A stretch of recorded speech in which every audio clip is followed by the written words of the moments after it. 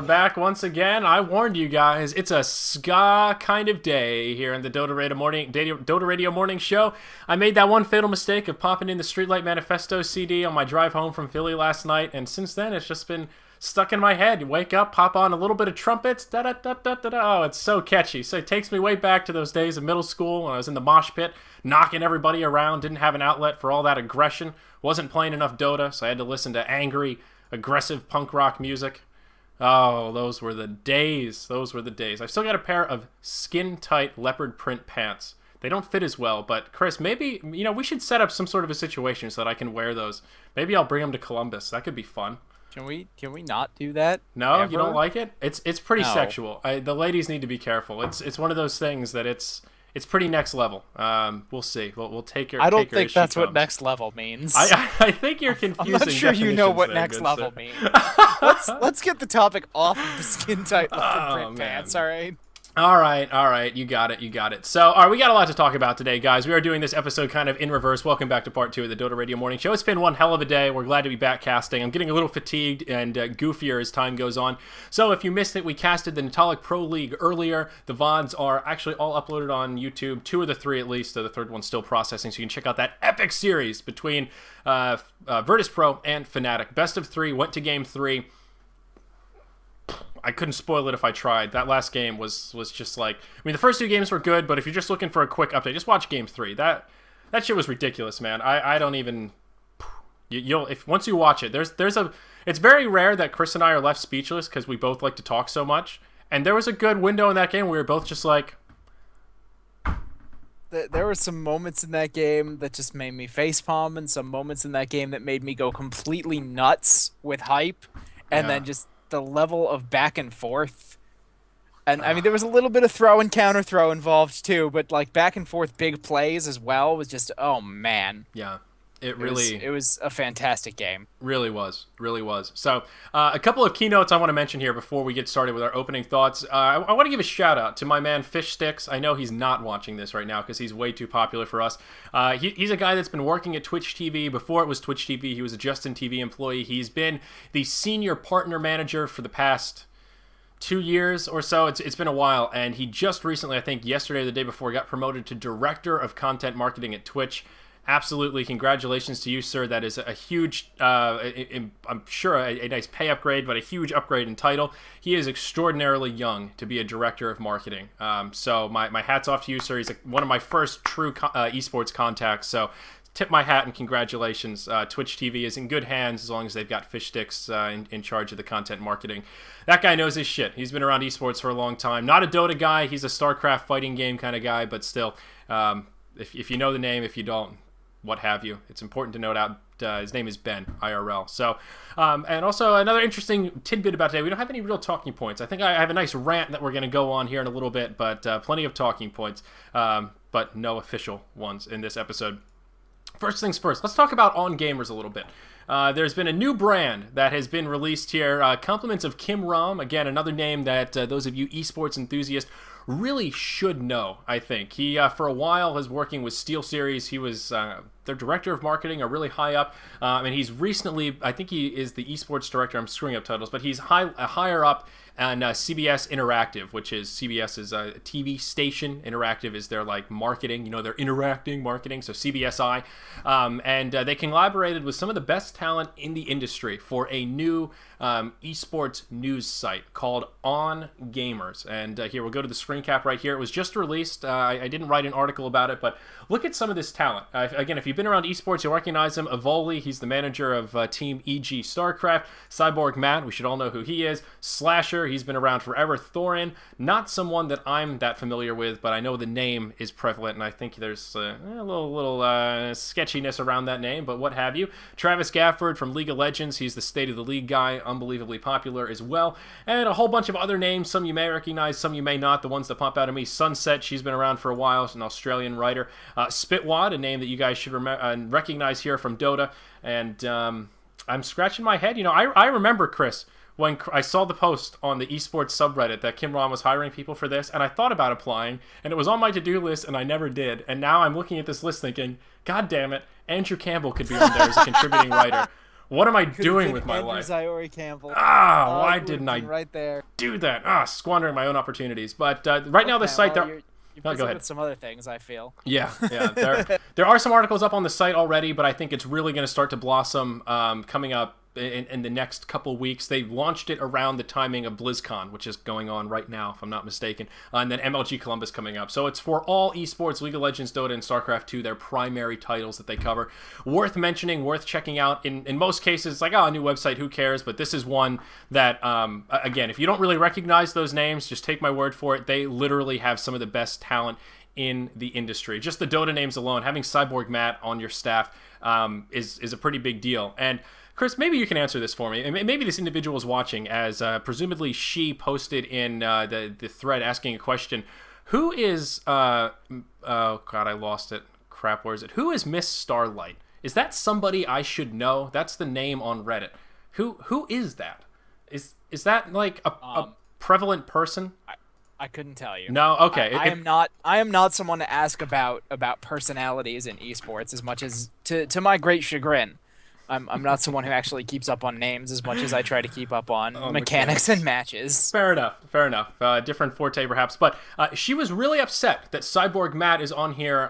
Presumably, she's a writer or journalist of some sort. Very upset that Cyborg Matt got this job as a senior editor. That's his position. He's a senior esports editor. And basically, I can probably pull up the thread right here, saying that, so being a data miner somehow qualifies you to be, a journalist. And I mean, he runs a blog. I don't really see a big problem with Cyborg Matt being a senior editor.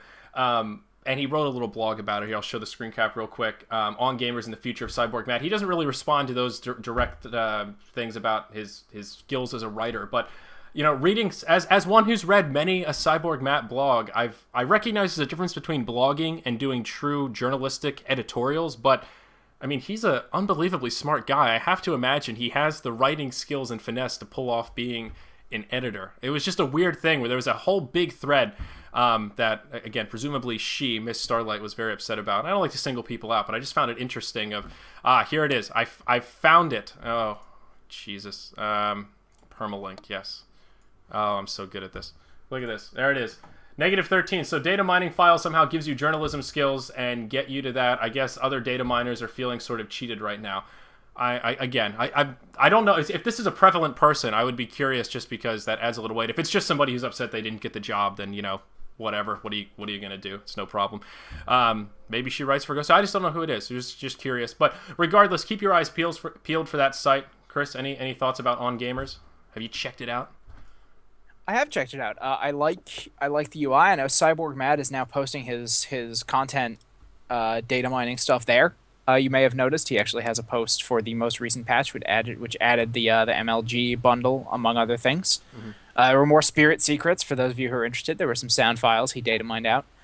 But I'm always excited when a new brand comes around in esports for us to try to just get more exposure. And if we can centralize some level of esports content, I mean, you don't want to be like over general with your website, because then you end up not having a lot of quality articles. But if you can centralize a lot of good content, I think they'll be very successful. Yeah, I think so too. And again, just looking at that list of names, I know some folks from StarCraft, and they certainly have the talent. If they don't pull it off, I don't know.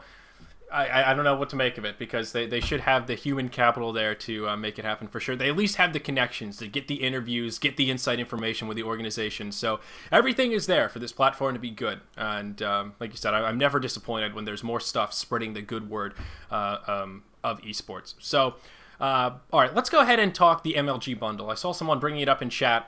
As we had mentioned sort of at the end of that, or I guess in the middle of that interview with Sneaking, if you haven't heard about this, check it out on Reddit. It's probably on the MLG site as well. It's pretty exciting. MLG has launched this bundle for MLG Columbus, which is very similar to the compendiums that they used in TI3.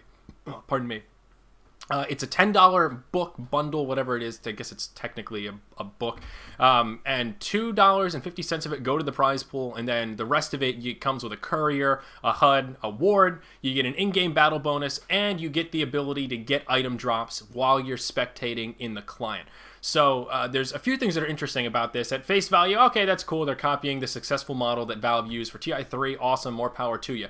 But what's sort of double interesting is they're really following that Valve model, because the ticket for MLG Columbus is totally free. Don't forget that during MLG Columbus, you can just go onto your client and watch it on Dota TV. No ticket, no mess, no fuss. You can watch MLG Columbus. So this is great. It gives people that are serious about items an extra incentive to buy the bundle. It gives people that really want to chip in the ability to buy something, get some extra goodies, and also contribute to the prize pool. So far, it's been wildly successful. I don't know what the tally is right to this moment, but it's somewhere, it's got to be like As of 15,000? As of 6 minutes ago, Oh. tweet from Adam, up to $26,657 added to the Dota 2 prizes. Selling about 200 bundles per hour. Jeez, I haven't even bought one yet, and they're selling them like, jeez. People, hurry up, man! Get on it. That is in God, you're killing esports. 200 bundles an hour. That is an insane amount of just. That's awesome. That is so awesome. So what I really want to know, and this is information we may never really have access to, is this model going to be sustainable for MLG? With any sort of a new thing, you got to take it with a grain of salt. You know, like episode 1 of the Dota Radio Morning Show, most popular episode hands down, because people are just like, oh, this is a new thing, let me check it out. You know, so with this sort of thing, it's like, oh, MLG's doing this bundle. I can see why people for the first time are excited about something like this happening in North America. You know, all right, TI3's in North America. You get what I'm saying for NA Dota. Will this be a sustainable model for future tournaments? Can MLG get away with this, you know, by offering free tickets and make enough money through selling compendiums or bundles, or whatever the hell you want to call them, you know, in their future big tournaments? I certainly hope so. Part of me wants to say I think so, but I don't want to jump the gun and say this is the new model for big esports events. I don't know. What's your take on it, Chris? I think for really big LANs, I think it is the best model. I mean, for something like TI, and quite frankly, for something like Columbus, where you have this incredible lineup of teams coming. I know I've talked about how incredible this team lineup is every single time we mention Columbus, but that's because it is. You know, I mean, you know what Snaking said earlier, basically saying to us, you know, this is so good. It's like TI. Anyone could come away with a victory. I don't disagree with him. I think every single person there has a fair shot at taking the top prize. Right. And so the fact that when there's a tournament basically this popular, I feel as though, yeah, I mean, you can definitely get away with something like this. I feel, though, that for less popular tournaments, it'll be better off to just keep going with the sponsoring, the advertisement route, because you can't guarantee that you're going to end up with a decent amount of profit off the ticket, and you can't guarantee that it's going to be big enough that you're going to get a big addition to the prize pool. And if you do something like this and it flops, everyone can tell it flops because they see what the prize pool is, as opposed to before when you're like, oh, I wonder how many tickets they sold. That is a very good point. I see someone right now in chat, Carsa37, saying, I wish I knew how many tickets are sold usually to see if this is more successful or less successful. And I completely agree with you. I would love to have that data at my disposal.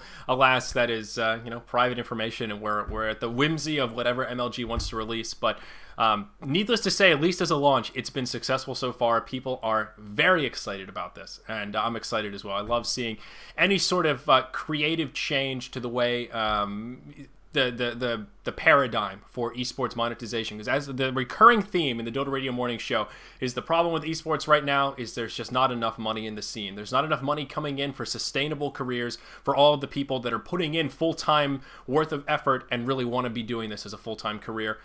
Point in case, myself and Chris sitting here on the Dota Radio Morning Show. So I'm always glad to see sort of new, sort of innovative, maybe not the most innovative in this particular case, but new models and them being successful. And on that note, let's go ahead and talk about something, and this might not have been a big deal for you, Chris, but I saw this on Reddit, and it's Burning has released an anti-mage set. You know, it's got his name, it's Burning's anti-mage set. So it's this new set from the Steam Workshop. Here, I'll do a screen cap here. You know, and you can just buy it. It's just a regular old anti-mage set. You know, your anti-mage looks really cool, but it has Burning's name on it.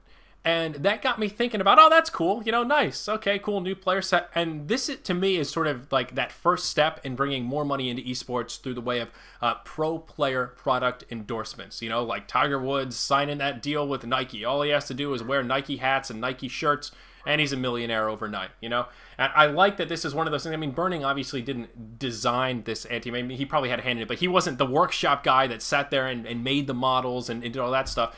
I mean, again, I don't know the back end of how this all went down, but I imagine it was much more of a, okay, Burning is known for his amazing anti-mage play. Let's get an anti-mage set. Let's put Burning's name on it, and it'll, sell more anti-mage skins.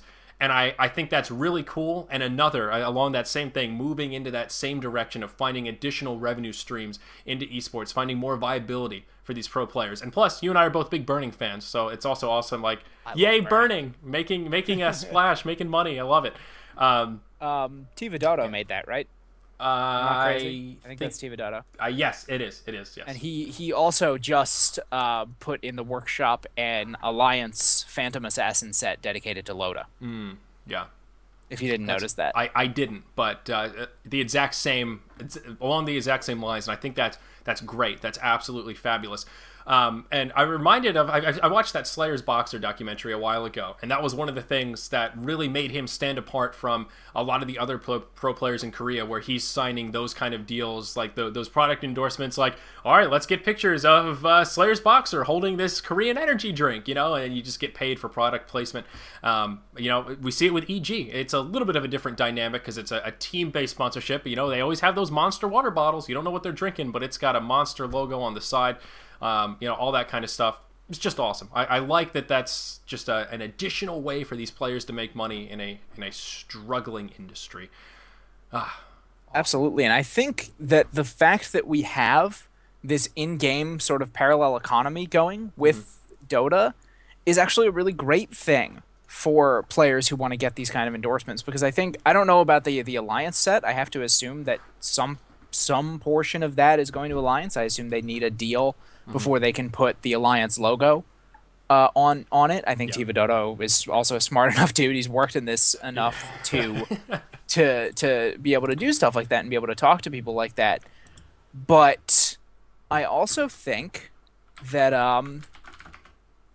I think that the Burning set, some of the profits are going directly to Burning. I think he said that in his description, which means that any player who can, become known for a specific hero. I mean, when do we get a Kuroki Rubik set? I think that's actually already in discussion that we're going to get a Kuroki Rubik set. I feel like I heard something about that.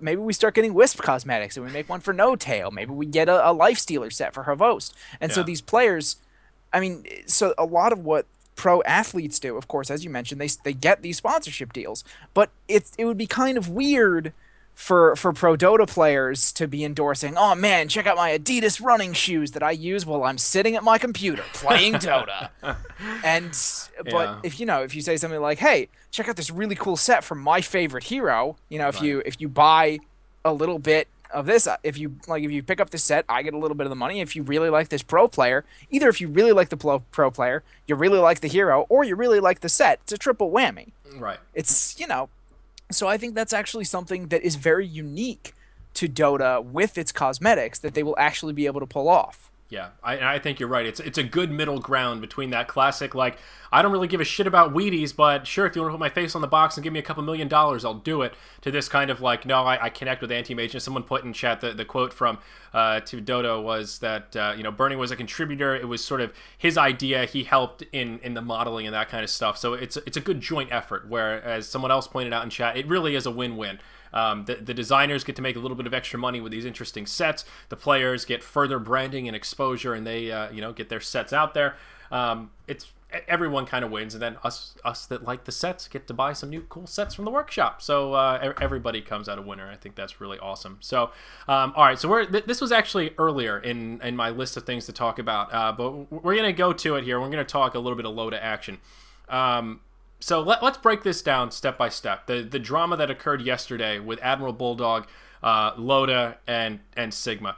Basically, from what I've been able to gather through everything that's been posted, the beginning of the problem was Alliance trip to Korea. And we've already seen that be an issue with Natalik, how Fnatic couldn't play because they were in Korea, and that screwed up the timeline of the entire tournament. Now everything else has to get rescheduled. The Nexon Super Match Invitational has actually kind of screwed up a lot of tournaments because they pull these really high-profile teams basically out of commission for a week while they're traveling and doing stuff in Korea, which sucks a little bit in the macroscopic sense, but it's still cool. You get to see these awesome matches. It's still a great opportunity. Alliance is going to Korea. I think if they're not there already, they're traveling right now as we speak. So, needless to say, they're going to be missing matches coming up the next few days.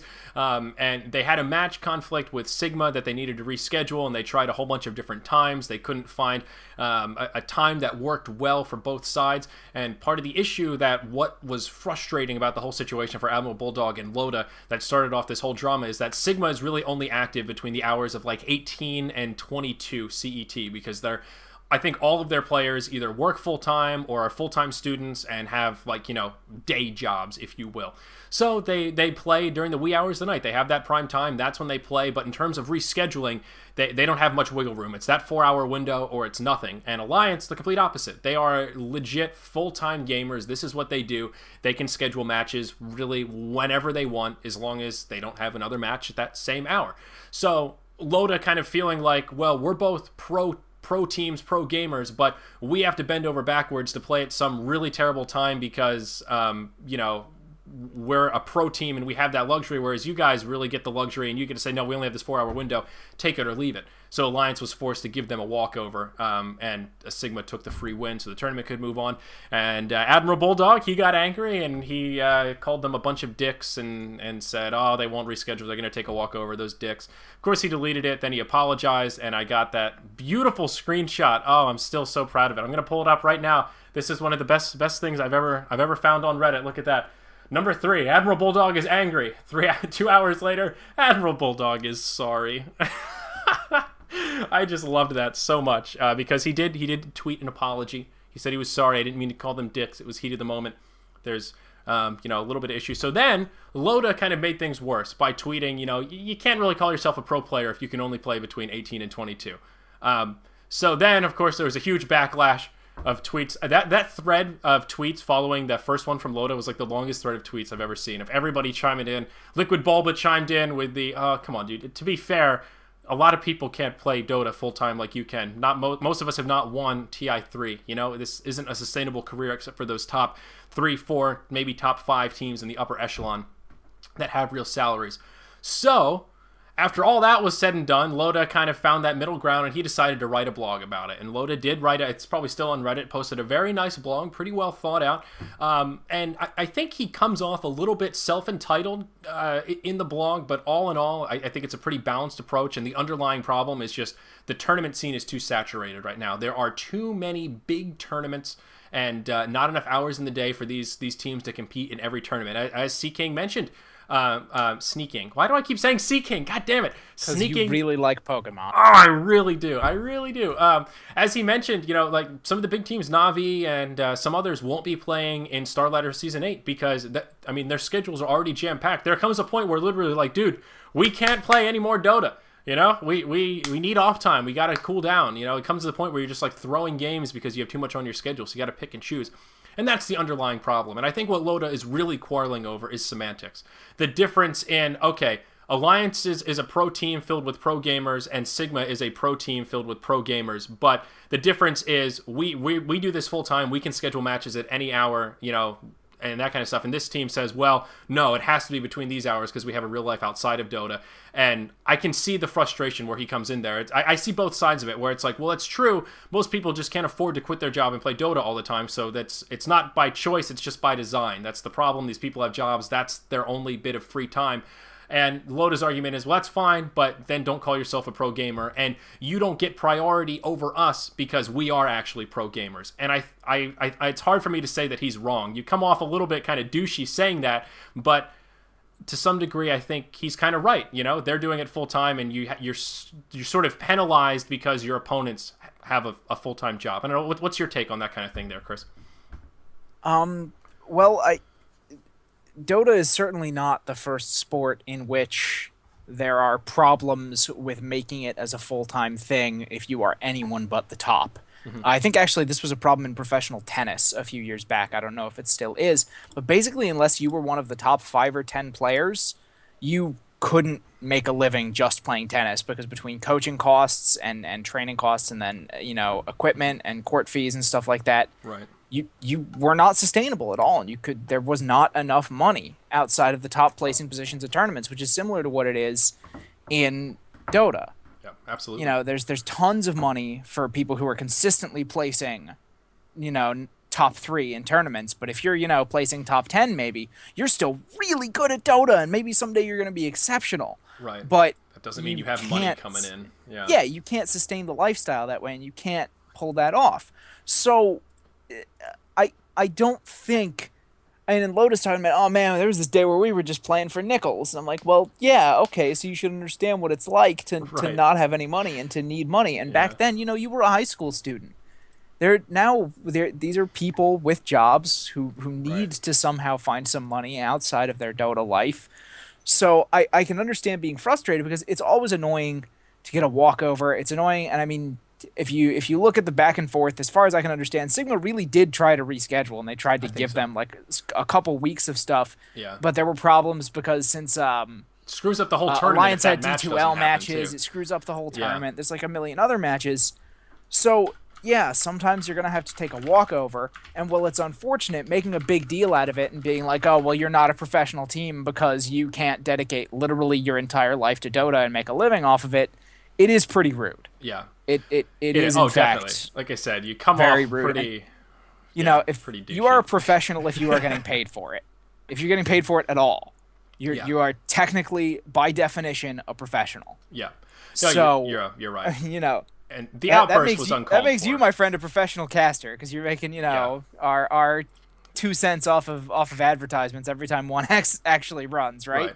Right. So, but it comes down to, if you want the scene to be healthy and you're sitting on the throne like Alliance is right now, talking down to other teams isn't going to help. And I know, Loda, he's an emotional guy. I don't think he said this to be a dick. I don't think that was his goal. I don't think Bulldog was trying to be a dick. I think they were just frustrated. Absolutely. And I think, they're trying to make things a little better, and they're trying to show their perspective too. And because of where a lot of us are sitting on the end, where we look at Alliance and we see these guys who, I mean, it's not as easy as this, but this is kind of what we see. These are guys who play video games all day and make a living off of it, who play our favorite video game all day and make a living off of it, so we're a little jealous of that. Right. So it's easy to kind of attribute these kind of malicious motives to them that I don't think are there. But that doesn't change the fact that there could have been some better tone in that discussion. I do think it is a very valuable discussion, though. I just don't know the answer to it at all. Yes, you hit the nail on the head. It's important that we're having this discussion right now, and already we can see in chat, it's a very polarizing issue. There are people saying right now, "Oh, fuck Alliance, they're being douchebags. It's all their fault." And there are other people saying, again, right away, I saw back-to-back lines. One person saying Sigma should be penalized for having to work full time, having that time slot, and other people saying, no, they shouldn't be penalized for having jobs. What are you, crazy? So it's obviously a very polarized issue, and there are people on both sides, and I really can see arguments on both sides. And like you, Chris, I don't know what the real solution is. I think the step is consolidating some of these leagues and having fewer larger leagues instead of having, 10 $30,000 tournaments. Why not have a smaller core of more tournaments, less tournaments with more prize pool, so that there's less matches, but each match sort of maybe a little more meaningful, if you will, if that's not the best word. So very polarizing. I'm really making people mad here. Someone told me to keep my opinions to myself. Ouch, guys. That's not what we're about on the Dota Radio morning show. We're all about hearing other opinions. God. Seriously. And I did contact Loda for a statement, and he ignored me. That son of a bitch, rat bastard. I think they're traveling to Korea, so maybe that's why he didn't want to be a guest, but didn't even reply to my tweet. Oh, I'm heartbroken. So yeah, and I in this particular issue, I was talking a bit more macroscopically, but I think for this isolated issue, more blame does lie with Alliance, because they are the ones that overbooked. You can't deny it. They are the ones that overbooked and needed the reschedule, not Sigma. So right there at a base level, the fault scales start to tip a little bit, which in my opinion means, from a PR perspective, they should have treaded a little more lightly via Twitter. No reason to start using the dick word. That's just uncalled for, Bulldog. But it's an interesting topic of discussion. It truly is. And I would really love to hear some real discussion about it, not just between the two of us, but I mean between top players, top organizers, and get a roundtable discussion going with, okay, we recognize this is a problem. What can we do to fix it? That's the key thing here. We can talk about it all we want, but you and I don't have the power to fix it. So I'm hoping this will help to start. Someday maybe we will. Yeah, we'll start our own tournament. Yeah, there you go. A real solution. So Sorry if I offended you guys, but it is a pretty heated talk, and feel free to keep going at it. I like watching you guys argue with each other in chat. It makes me feel big. But there is one last piece of this blog that I wanted to talk about. And this is where we're going to end with a rant here, which is going to be good, where he suggests potential solutions to this, which is good. One thing I have to admit, Loda's writing in English he's Swedish. His writing is really good. I mean, the blog itself, there aren't a lot of typos. The grammar is pretty good, but it's a well thought out blog where he starts out by apologizing, identifies the source of the problem, and then poses potential things that could be used to fix it, and then asks for advice. I really like that path of logic through the blog, you know? That's, if I was in Loda's shoes, that's like exactly how I would do it. Start off with apologizing, and the key thing is identifying the source of frustration. That's when you're arguing with your girlfriend and you guys are yelling at each other. That key thing is saying, what was the breakdown in communication right here? Not what are we yelling about right now, but what was the event that spurred this whole thing? And Loda goes ahead and identifies that really early on in the blog, which is great. Cuts through the bullshit and also apologizes. There's something about a humble man that tickles my fancy. But some of the things he suggests, I had a little issue with. The first one was the esports union or a players union or what have you, so that there's sort of a third party to deal with this rather than just the teams bickering back and forth with scheduling times, which I think is one of those things that at face value sort of sounds like a good idea, but when you think about how it would work in practice is a terrible idea. Again, I talked about it earlier with sneaking. And Kespa is, I don't want to say a disaster, but I don't think a very positive influence on the Korean esports scene. It's sort of a necessary evil for their mainstreaming of esports, but dude, there are a lot of headaches that come along with the players union. Like, it's easy to look at the positives of like, yeah, now we have someone else to deal with these problems. But my big thing is, one, Dota's international, so who polices it? Kespa works because they're in Korea. It's the Korean government. It's all localized within one municipality, one jurisdiction. You know, if we have the entire EU, North America, parts of Asia, who polices this thing? It's like a UN for esports. And if a team says, well, no, screw that. That's stupid. We're getting fucked here. We want to do whatever we want. Who's going to police it? Are they going to be like, who's going to have the authority and the power to actually blacklist teams or players that breach contracts? And how do you decide what appropriate punishments are for this kind of a thing? Disqualifications? Do you set up a point system for people rescheduling matches? The logistics are a fucking nightmare. And I don't want the power to deal with that. I don't want to give the power to someone else to deal with it in our current landscape, because I don't think our industry is evolved enough to have the infrastructure to really set that jurisdiction to anyone with any real meaningful power. I don't know. Thoughts about that, Chris? You're the player union kind of idea. Well, I think it's something that might be valuable down the line, because there may hit a point where sponsors are trying to take advantage of players, but at the moment, I mean, if something like that happens, sponsors are immediately gone from the scene. There's no pressure from professional players. There's no pressure on the. I'm trying to think of how to phrase this. Mm-hmm. Yeah. A professional, if there are good sponsors around and there's a really good professional team, they will find a good sponsor eventually. It's not like they're being forced to work for a shitty sponsor that, right. takes giant chunks of their winnings, forces them to play dumb hours, doesn't actually respect them, doesn't play travel costs, stuff like that. Right. If you have a sponsor like that, you'll probably ditch them pretty quickly, because you'll understand that you're not really getting anything out of it. Okay, so you're taking more of like an Adam Smith invisible hand of economy kind of thing. Free market will work itself out based on natural incentives. To an extent, yes.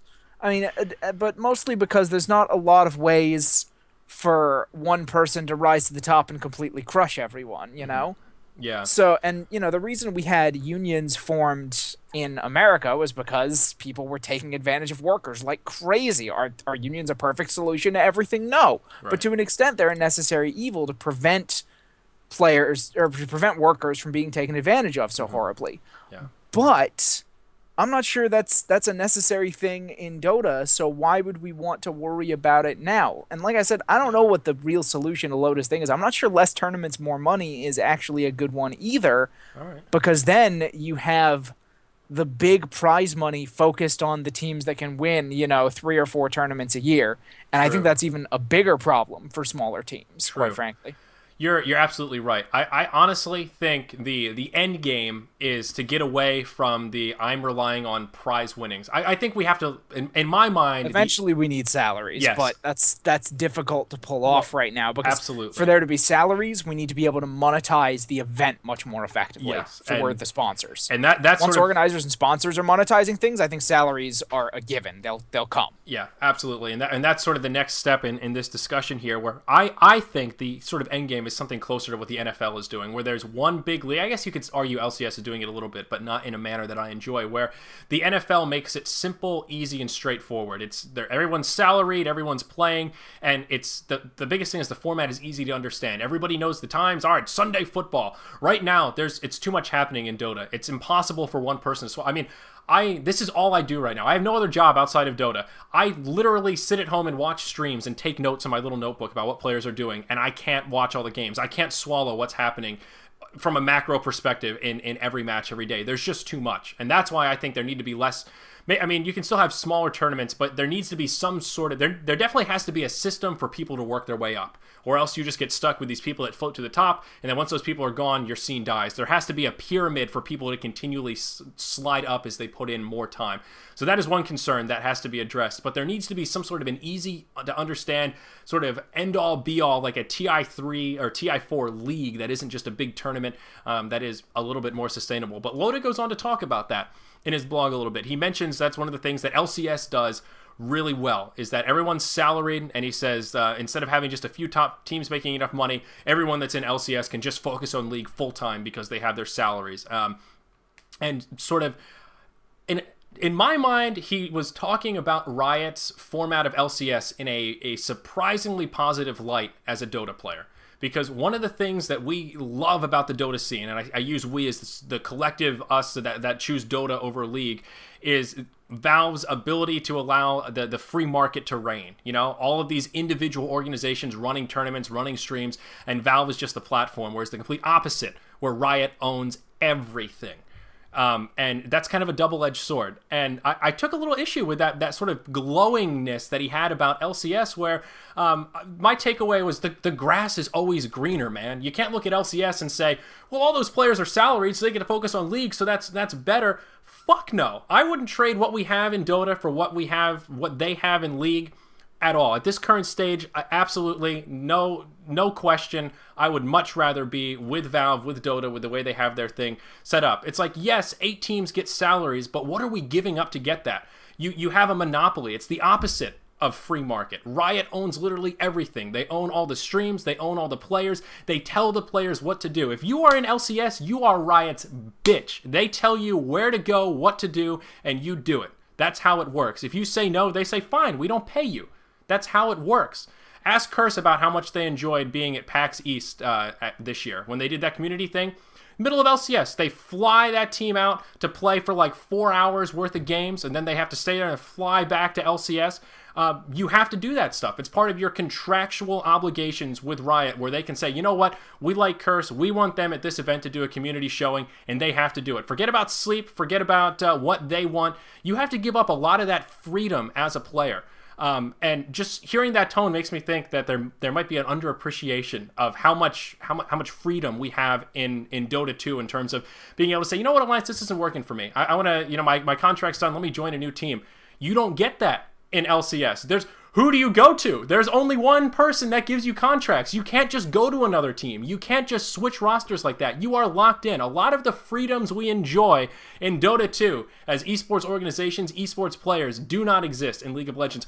Dota Radio, point and case, motherfucker. We could not be doing this in League of Legends. I wanted to do it in League of Legends. It just doesn't work. There's nothing to cast from. You have no access to the games. There's no bloody replay system to even do it retroactively. You have to watch the LCS stream. That's the only source you have. There's no Dota TV tickets. There's no in-game client. That's the very foundation that Dota Radio is based on. I'm sweating talking about it. It just pissed me off a little bit. You can't just look at the positives of something. The grass is always greener. Hashtag fuck LCS. Chris, any thoughts? Jesus, that really got me worked up. I don't think I can top that. Yeah. Hashtag sorry. And no offense LCS to Loda. Those weren't shots fired at Loda. I'm just pointing out that, sort of saying, well, LCS has some positives. Yeah, it has some positives. But I think the negatives really outweigh the positives there in terms of LCS versus I Dota 2. agree completely on that. I would rather have a bunch And of there go my dragons than chances one of getting giant hired at Riot Games.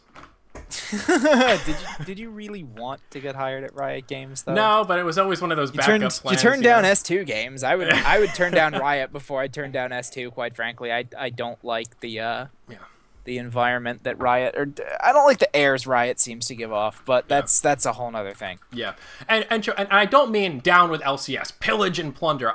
I don't have a problem with them as an organization. I don't think they're bad. I think compared to Dota, it's just a big difference in the environment they've set up. All in all, that was definitely a rant. I'll retract a little bit by saying, all in all, Riot has done good things for esports. They've pushed our scene, our industry into the next level. They've helped acquire much more mainstream focus in a positive light about pro gaming. I mean, selling out the Staples Center, that's huge. That's huge. And Riot was the company that made that happen. So I do tip my hat to Riot. They're an amazing company in terms of marketing. They've done a lot of great things. But the way they run their game from a third-party perspective really chaps my ass because I'm a third party. I'm an entrepreneur. I'm trying to do it my own way. I don't want to be on your payroll to be successful in your space. I want to do it my own way on your platform. And Valve gets that me just doing things on their platform helps them. So they don't have to, beat us into line to do what they say. So it's just a very, very big difference. As who is that? Magnus, Zyori, you should be thankful for LCS because it drives all the tournaments to throw more money into Dota 2. And I think you're right. Again, they've pushed esports to try and take it to another level, get more money into the scene, pledging those huge amounts aside from TI3. It's great. It's huge. Listen, here's a good real world analogy, right? McDonald's is a corporation known in the business world for its ability to find good locations. You'll never see a McDonald's in a dumb location. They're always on a corner in some really high traffic spot. They have really advanced techniques for identifying a good place for a McDonald's to be. You know what Wendy's plan for putting new Wendy's down is? Following McDonald's. They say, oh, McDonald's put one down here. We know they put a lot of work into it. Let's just put one across the street. If it's good enough for McDonald's, it's good enough for Wendy's. I'm not even joking. Wendy's actually does that, right? Did I just lose my train of thought? I think I did. Oh no, where was I going with that point? Too many people were talking USSR versus USA. Oh no, Chris. Oh no, I had such a good point and I just lost it. It just flew out of my head. Dota Cold War. I'm so hungry. Oh no, I missed it. What the hell was I trying to say about McDonald's?